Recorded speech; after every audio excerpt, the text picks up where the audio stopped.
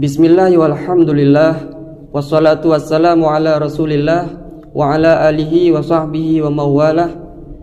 Nawaitu ta'aluma wa ta'lim wa tadhakkura wa tadhkir wa naf'a wal intifa' wal ifadah wal istifadah wal hatha ala tamassuki bi kitabillahi wa sunnati rasulih wa du'a ilal huda wa dalalata alal khair ibtigha'a wajhillahi wa mardatihi wa qurbihi wa sawabihi subhanahu wa ta'ala. Baiklah, sekarang kita lanjutkan bait yang ke-9 dari kitab Jawharatut Tauhid karangan Al-Imam Al-Allamah Syekh Ibrahim Al-Laqani rahimahullahu ta'ala.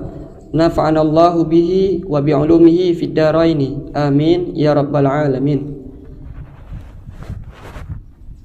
Jadi dalam bait yang ke-9 qala al-muallif rahimahullahu ta'ala, muallif berkata, fa kullu man kullifa syar'an wajaba alaihi ay ya'rifa ma qad wajaba. Itu bait yang ke-9. Maka kita lanjutkan bait yang ke-10 karena bait ke-10 ini masih erat kaitannya, bahkan sambungan dari bait yang ke-9. Lillahi wal jaiza wal mumtani'a wa mithla dha li ruslihi fastami'a.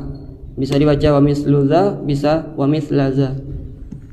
Kalau wa mithla jadi maf'ul bih, ma'tuf kepada ma qad wajaba. Tapi kalau wa mithlu berarti jadi mubtada. Artinya bait yang ke-9 dulu kita artikan.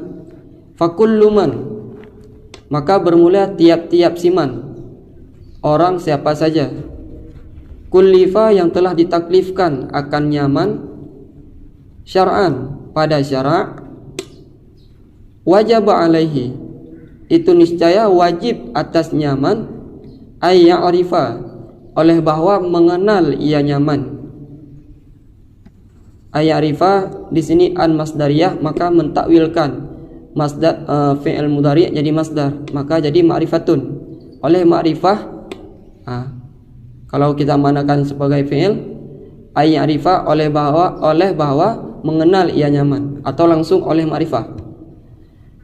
Maka wajaba akan barang yang sungguh wajib ianya barang. Kemudian bait yang ke-10 artinya lillahi akan barang yang sungguh telah wajib ianya barang, lillahi bagi Allah, wal jaiza dan akan yang jaiz, wal mumtani'a dan akan yang mustahil, wa misladha dan akan misil ini, liruslihi bagi rasulnya Allah, bagi segala rasul utusannya Allah, fastami'a maka dengarkanlah dengan baik atau i'tikallah dengan i'tikad yang mantap.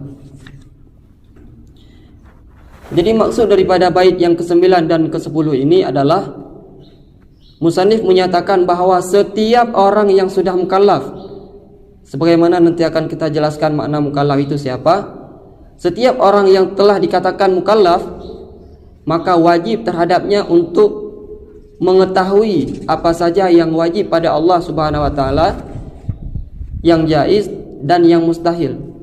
3 ini wajib diketahui. Wajib yang pertama itu wajib dalam syara', maksudnya maisabu ala fi'lih wa yu'aqabu ala tarkih, itu makna wajib yang pertama. Di dalam kalimat wajaba alaihi, maka wajib atasnya untuk mempelajari, untuk mengenal, untuk memahami apa saja yang wajib. Di sini ada 2 kewajiban. Wajib yang pertama dan yang kedua itu berbeda. Wajib yang pertama itu wajib dalam usul, dalam fikih, dalam syariat, yang bermakna maisabu ala fi'lih wa yu'aqabu ala tarkih. Suatu perkara bila mana dikerjakan mendapatkan pahala, ditinggalkan berdosa. Itu makna wajib yang pertama. Jadi kita wajib untuk belajar mengetahui tentang apa saja yang wajib pada Allah, yang mustahil dan yang harus. Itu mesti, kalau tidak kita berdosa. Kalau kita mau belajar mendapatkan pahala, kalau tidak kita berdosa. Itu wajib yang pertama. Sedangkan wajib yang kedua, kita wajib mempelajari apa saja yang wajib pada Allah. Wajib yang kedua ini adalah sebagaimana nanti akan kita jelaskan, ma la yatasawwaru fil aqli adamuhu, sesuatu yang tidak bisa dibenarkan digambarkan dalam akal, seandai perkara itu tiada. Artinya perkara itu mesti ada. Apa saja yang wajib pada Allah itu mesti ada. Tidak bisa dibayangkan atau dibenarkan oleh akal kita kalau perkara itu tiada. Kesimpulannya mesti ada. Seperti wujud Allah misalkan. Allah itu ada atau tidak? Maka itu menjadi salah satu sifat yang wajib pada Allah, bahwa Allah itu wujud. Wujud itu salah satu sifat yang wajib pada Allah. Artinya tidak bisa dibenarkan oleh akal kalau ada yang mengatakan Tuhan itu tiada. Alam ini tercipta dengan sendirinya, Tuhan itu tiada dan sebagainya. Itu sama sekali tidak bisa dibenarkan berdasarkan dalil yang akan kita pelajari nanti. Jadi makna wajib itu banyak, bukan cuma satu.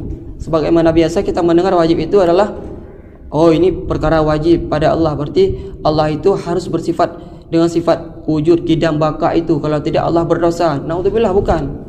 Karena makna semacam itu wajib dalam fikih, wajib dalam syariat. Sedangkan ini dalam akidah berbeda. Setelah itu kita akan menjelaskan masalah bait yang ke-10. Bait ke-10 sambungan dari yang ke-9. Wajib kita mengetahui, sebagai seorang mukallaf wajib mengetahui apa saja yang wajib pada Allah, yang mustahil pada Allah, yang jaiz pada Allah. Apa itu jaiz, mustahil dan yang harus pada Allah. Begitu pula yang wajib, mustahil, jaiz pada para rasul. Maksud wajib, mustahil dan harus itu apa? Jadi di sini dijelaskan maksud daripada wajib adalah ma la yatasawwaru fil aqli adamuhu. Suatu perkara yang tidak bisa dibenarkan kalau perkara itu tiada. Akhirnya kesimpulannya mesti ada. Wujud sifat yang wajib pada Allah, berarti wujud itu wajib ada. Tidak bisa dibenarkan kalau ada yang mengatakan Allah itu tiada. Sama halnya seperti misal suatu benda, kitab ini. Kitab ini adalah suatu benda. Ketika kitab ini kita letakkan di atas meja, terus ada yang mengatakan kitab yang antum letakkan di atas meja itu tidak mengambil tempat. Tempatnya masih kosong. Meskipun ada benda di atasnya, tapi tempatnya masih kosong.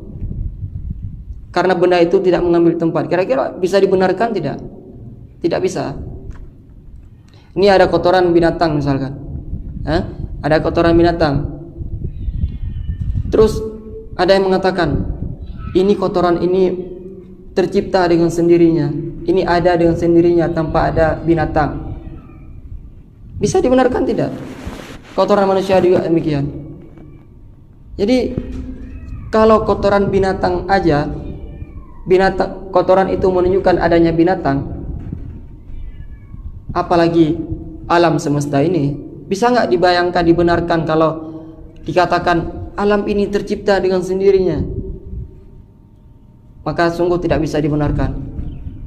Kalau kita tanyakan kepada mereka yang tidak mengakui akan adanya Tuhan, kenapa kamu tidak percaya Tuhan itu ada? Jawabannya pasti karena tidak kelihatan. Tuhan itu tidak kelihatan. Kalau memang Tuhan itu ada, pasti kelihatan. Ini nggak pernah kelihatan, berarti Tuhan itu tiada.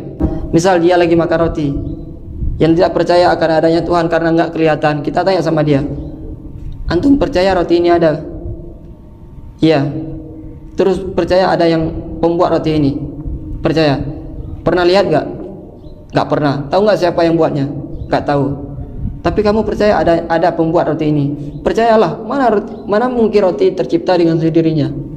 Jadi kalau yang kecil saja seperti roti tidak bisa dibenarkan oleh akal kalau tidak ada yang menciptakan, tidak ada pembuat, apalagi alam semesta ini tercipta dengan sendirinya karena proses alam dan sebagainya. Ini sungguh tidak bisa dibenarkan. Akan tetapi semua ini menunjukkan akan wajib adanya Tuhan. Allah itu mesti ada. Tidak bisa dibenarkan kalau yang mengatakan Tuhan itu tiada. Itu makna wajib dalam tauhid itu. Kemudian makna jaiz. Jaiz itu apa?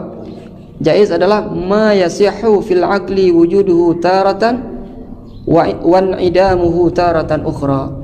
Jaiz itu adalah suatu perkara yang bisa dibenarkan wujud dan bisa juga dibenarkan tidak wujud. Bisa dibenarkan perkara itu ada dan juga bisa dibenarkan kalau dia tiada. Maksudnya dalam satu waktu dia bisa jadi ada, di lain kesempatan perkara itu tiada. Bisa dibenarkan dua-duanya. Seperti Allah memberikan rezeki kepada kita. Terkadang Allah memberikan rezeki, terkadang enggak, ya kan? Itu semua jaiz pada Tuhan, tidak wajib dan bukan pula mustahil. Atau di alam ini, contoh di alam seperti kipas angin misalkan. Kipas angin itu kalau ada yang mengatakan kipas itu diam, bisa dibenarkan. Bisa jadi lampunya mati, bisa jadi tidak ada yang menyalakan. Itu bisa dibenarkan. Dan bisa juga dibenarkan kalau ada yang mengatakan kipas angin itu bergerak. Kipas angin itu bergerak. Kenapa? Bisa jadi lampunya hidup. Terus ada yang menyalakan sehingga bisa bergerak dia. Jadi dua-duanya bisa dibenarkan. Kipas angin bisa diam, bisa juga bergerak. Jadi dua-duanya bisa dibenarkan. Itu disebut dengan jaiz. Kemudian mustahil. Mustahil itu mala yatasawwaru fil aqli wujuduhu, kebalikan dari wajib. Jadi kalau wajib perkara yang tidak bisa dibenarkan, dibayangkan dalam logika kita kalau perkara itu tiada, itu wajib. Kalau mustahil tidak bisa dibenarkan kalau perkara itu ada pada Tuhan. Seperti Tuhan beranak, Tuhan diperanakkan, itu semua tidak bisa dibenarkan berdasarkan logika kita ketika melihat dalil-dalil, baik dalil naqli ataupun dalil akli. Kalau contoh pada alam tadi, kipas angin tadi bisa nggak dibenarkan? Misal ada yang mengatakan kipas angin ini diam dan bergerak dalam satu waktu. Diam dan bergeraknya dalam satu waktu, bisa dibenarkan tidak? Tidak bisa dibenarkan. Tapi kalau diam dalam satu waktu, terus di lain waktu dia bergerak, itu masih bisa dibenarkan. Tapi kalau dalam satu waktu kipas angin itu diam dan bergerak, maka itu sungguh tidak bisa dibenarkan. Maka itu disebut dengan mustahil. Inilah penjelasan daripada bait yang ke-9 dan yang ke-10.